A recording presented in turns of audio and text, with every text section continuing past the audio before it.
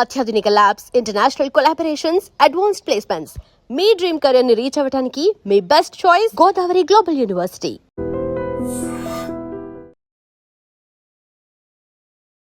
Welcome to I dream. నేను ఉదయశ్రీ.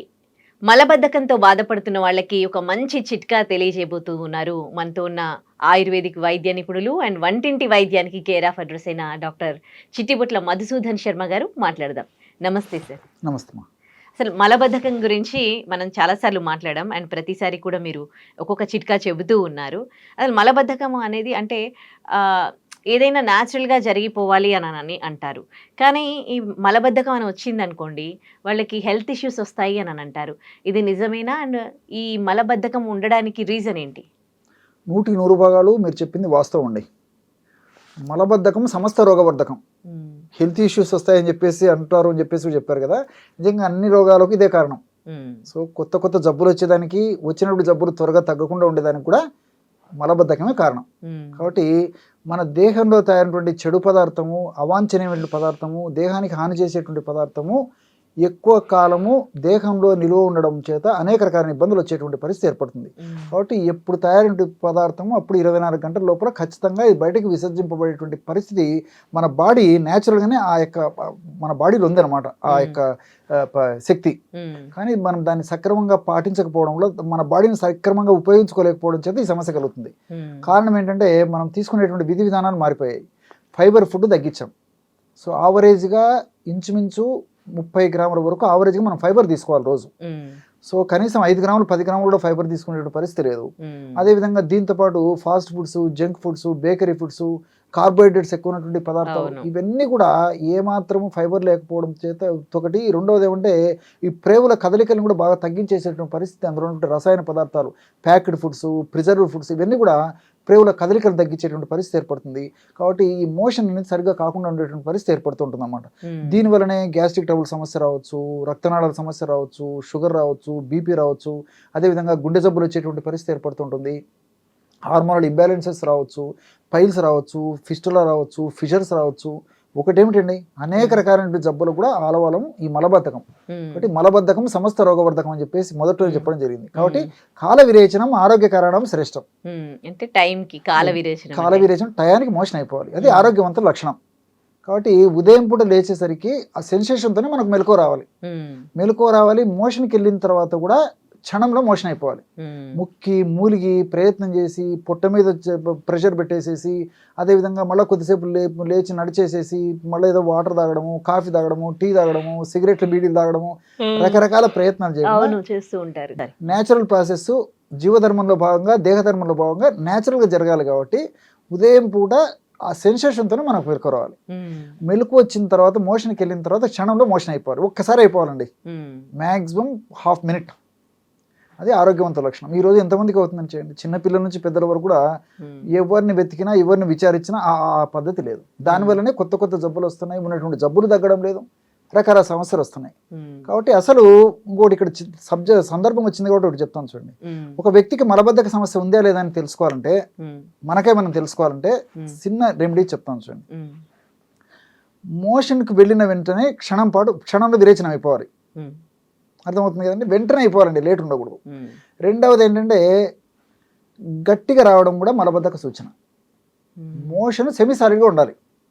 కాబట్టి కొంతమందికి ఏమవుతుందంటే గట్టిగా ముక్కుతే కానీ అదంతా రాదు.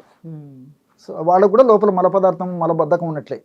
ఇంకొంతమందికి ఏం జరుగుతుందంటే స్టార్టింగ్లో మోషన్ కాస్త గట్టిగా వచ్చేసి తర్వాత లూజ్గా వస్తుంది. వాళ్ళు ఏమనుకుంటారు, నాకు రోజుకు ఒకసారి అవుతుంది కదా, 2 సార్లు మోషన్ అయిపోతుంది, నాకేం సమస్య ఉంది అని చెప్పేసి అనుకుంటుంటారు. అది కూడా మలబద్ధక సమస్య. వాళ్ళకు కూడా భవిష్యత్తులో అనేక జబ్బులు వచ్చేటువంటి అవకాశం ఉంటుంది. సో అదే రెండవది ఏంటంటే మోషన్ కూర్చున్న తర్వాత కూడా మోషన్లో స్మెల్ ఉండకూడదు. స్మెల్ ఉన్నా కానీ లోపల పేరుకుపోయి ఇది లోపల చెడిపోయే పరిస్థితి ఉండడం చేతనే ఈ విధంగా కలుగుతుందని చెప్పేసి మనకు అర్థం చేసుకోవచ్చు అనమాట. మరొకటి ముఖ్యమైనది ఏంటంటే మోషన్కి వెళ్ళినప్పుడు ఫస్ట్ మలం విసర్జింపబడిన తర్వాత యూరిన్ రావాలి, లేకపోతే మలం విసర్జన జరిగేటప్పుడు యూరిన్ రావాలి. అలా కాకుండా మొదట యూరిన్ వచ్చేసి తర్వాత మోషన్ వచ్చిందంటే మలబద్ధక సమస్య ఉన్నట్లు. చాలా మందికి తెలియదండి ఇవన్నీ. ఏదో వాళ్ళకి మోషన్ ఒక రోజు సార్లు అవుతుంటుంది, రోజుకు 2 సార్లు అవుతుంటుంది, రోజు ఏదో ఒక టైంలో అవుతుంటుంది, లేదనుకుంటారు. కానీ 100 మందిని గమనించిన తర్వాత దాదాపు 90 మందికి పైన ఈ సమస్యలన్నీ ఉంటాయి. మీరు బాగా అవును. సొసైటీలో కూడా మీరు గమనించక అందరినీ విచారించి చెప్తుంటారు అందరూ. సో ఎక్కువ శాతం మందిలో మలబద్ధకం ఉంటుంది. సరే జనాలకి ఏంటంటే ఇవన్నీ అవసరం లే, కాన్స్టిపేషన్ మలబద్ధక సమస్యకు రెమెడీ కోసం ఎదురు చూస్తుంటారు. అది చెప్తాను చూడండి. దీనికి 100 గ్రాముల కిస్మిస్ కావాలండి. మధురాది మధురం తీయటి పదార్థంతో మోషన్ ఫ్రీగా అయ్యేటువంటి మార్గం మనం చేసుకోవచ్చు. 100 గ్రాముల కిస్మిస్లో 25 గ్రాములు బాదం పప్పును వేయించి చేసినటువంటి చూర్ణం వేసేయాలి.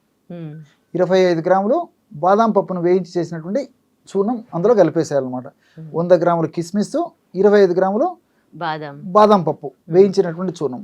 ఈ 2 పదార్థాలు అదేవిధంగా ఒక 25 గ్రాములు అతి మధుర చూర్ణం మనకు మార్కెట్లో దొరుకుతుందండి. ఇది కూడా చాలా స్వీట్గా ఉంటుంది. అతి మధుర చూర్ణం, ఎస్ట్ చూర్ణం అనేటువంటి పేరుతో దొరుకుతుంది. సో ఈ 3 పదార్థాలు బాగా కలిపేసేసి ఒక గాజు సీసాలో నిల్వ ఉంచుకొని రోజు రాత్రి పడుకునేటప్పుడు కుంకుడు గింజ ప్రమాణం అంత ప్రమాణం చప్పరి చేసేసి మింగేసేసి కాస్త గోరువెచ్చని పాలలో కూడా మంచి నెయ్యి దొరికేటట్లయితే కాస్త నెయ్యి కూడా కలుపుకోవచ్చు. నెయ్యి వాడకున్నటువంటి వాళ్ళు ఎవరైనా ఉన్నట్లయితే అదేవిధంగా పాలైన అలాగే తాకేసేయచ్చు, చప్పరించి మింగేసేసి. ఈ విధంగా రెగ్యులర్గా చేయడం వల్ల నేను ఇంతకుముందు చెప్పినట్లు ఉదయం పూట పేగుల కదలికలు మొదలై మోషన్ అయిపోతుంది, మెలకు వచ్చేస్తుంది. ఇంకా మోషన్కి వెళ్ళిపోతే ఈజీగా మోషన్ అయిపోతుంది. కాబట్టి ఇది ఒకవేళ నేను చెప్పినటువంటి ప్రమాణంలో మోషన్ అవ్వలేదనుకోండి, శరీర ప్రకృతిని బట్టి లేకపోతే వాళ్ళకు ఉన్నటువంటి వ్యాధి అవస్థను బట్టి కాస్త డోస్ కూడా పెంచుకోవచ్చండి. నేను కుంకుడు గింజ ప్రమాణం చెప్పాను, 2 కుంకుడు గింజల ప్రమాణం తీసుకుని ఏం కాదు. సో అవసరాన్ని బట్టేసి వాడుకోవచ్చు. ఒకవేళ డోస్ ఎక్కువ 2-3 కుంకుడు గింజల ప్రమాణం తీసుకున్నప్పుడు ఏదైనా జరిగితే మహా అంటే 2-3 సార్లు మోషన్స్ ఎక్కువ అవ్వచ్చు, మళ్ళీ ఆటోమేటిక్గా ఆగిపోతాయి. ప్రాబ్లం అయితే లేదు. ఇది క్షేమదాయకమైన ఔషధము, సైడ్ ఎఫెక్ట్స్ ఉండవు, సైడ్ బెనిఫిట్స్ ఉంటాయి. కానీ ఇక్కడ గమనించాల్సింది ఏంటంటే షుగర్ వ్యాధిగ్రస్తులు కానీ, వెయిట్ ఉన్నటువంటి వాళ్ళు కానీ, రక్తనాళాల్లో సమస్య ఉన్నటువంటి వాళ్ళు కానీ ఈ యొక్క ఫార్ములా ఏదో 2 రోజులు 3 రోజులు 4 రోజులు వాడుకోవచ్చు, కానీ ఎక్కువ రోజులు వాడుకోవడం మంచిది కాదు. మరి ఈ అందరికీ ఉపయోగపడేటువంటి ఫార్ములాస్ కూడా నేను చాలా చెప్పాను మన ఛానల్లో కూడా. సో అది చూసేస్తే సరిపోతుందండి, వాటిని ఫాలో కావచ్చు. ఎన్ని డేస్ వాడాలి ఇది దాదాపు ఒక 1 month 40 days 2 months కూడా వాడుకోవచ్చు అండి. సో ప్రాబ్లం ఏముండదు దీర్ఘకాలం పాటు వాడినప్పటికీ. దీంతో పాటు అంటే ఫైబర్ ఫుడ్ బాగా తీసుకోవాలి, వేళకు ఆహారం తీసుకుంటుండాలి, ద్రవాహారం బాగా తీసుకోవాలి, నీళ్లు బాగా తాగుతుండాలి. తర్వాత ఈ salads, dry nuts, dry fruits, seasonal fruits, అదే ఈ వెజిటబుల్స్ అలాంటి బాగా తీసుకుంటున్నారండి. అంతేకాకుండా మార్కెట్లో ఏమైనా దొరికే ఉన్నాయా దీనికి డైరెక్ట్ గా? ఉన్నాయండి. మార్కెట్లో దొరికే ఔషధాన్ని గురించి మనం ఆలోచన చేసినట్లయితే ఇప్పుడు అవిపత్తికర చూర్ణం అని దొరుకుతుంది. అవిపత్తికర చూర్ణం, త్రిఫల చూర్ణం, ఈ 2 సమాన భాగాలు కలుపుకొనేసేసి రాత్రిపూట 1/2 టీ స్పూన్ నుంచి 1 టీ స్పూన్ వరకు ఈ యొక్క పౌడర్ని ఒక 100 ml గోరువెచ్చని నీళ్ళలో కలిపేసి రెగ్యులర్ గా తీసుకున్న మోషన్ ఫ్రీగా అయిపోతుంది. ఎవరైనా తీసుకోవచ్చండి. షుగర్ పేషెంట్స్ అవిపత్తికర చూర్ణము, త్రిఫల చూర్ణము సమానంగా కలుపుకోవాలి. సో 1/2 టీ స్పూన్ వల్ల కొంతమందికి రిజల్ట్ రాకపోతే up to maximum 1 teaspoon వరకు కూడా తీసుకోవచ్చు. కాస్త గోరువెచ్చని నీళ్ళలో కలిపి తీసుకోవడం వల్ల కూడా మరి ఉదయం పూట ఆ సెన్సేషన్ మొదలయ్యేసేసి మరి మెలకు వస్తుంది, మోషన్కి వెళ్తే మోషన్ ఫ్రీగా అయిపోతుంది. అంటే ఈ పద్ధతిలో మరి తీసుకోవాలి. ముఖ్యంగా అంటే రాత్రిపూట వీలైనంత వరకు పెందరాడి ఆహారం తీసుకోవాలి. తీసుకునేటువంటి ఆహారానికి వాళ్ళు నిద్రించేదానికి కనీసం ఒక 2 గంటలు వ్యవధి ఉండడం వల్ల రిజల్ట్ కూడా చాలా ఫాస్ట్గా ఉంటాయి. రైట్, మంచి చిట్కా చెప్పారు. Thank you sir. నమస్తే. And for more videos, please subscribe to iDream channel. Subscribe to iDream Media. Please subscribe to iDream. Please subscribe to iDream. Please subscribe iDream. And please subscribe to iDream. For more videos, subscribe to iDream. please like, share and subscribe to the channel. Congratulations, iDream. Subscribe to iDream. Subscribe to iDream. So subscribe to iDream Media. iDream ki iDream team andarki huge congratulations. Please subscribe iDream Media. Please subscribe to iDream. Subscribe iDream. Please subscribe to iDream. iDream అంటే నా కళల ఛానల్ను subscribe చేసుకున్న నోరు తిరుగుతలేదు, మీరైతే గంట గుర్తు కొట్టండి. For more such videos, please subscribe to iDream. Subscribe to iDream. Please subscribe to iDream. Please subscribe iDream Media. Please do subscribe to iDream. Please subscribe to iDream Media. For best entertainment and information, please subscribe iDream. And don't forget to subscribe to iDream.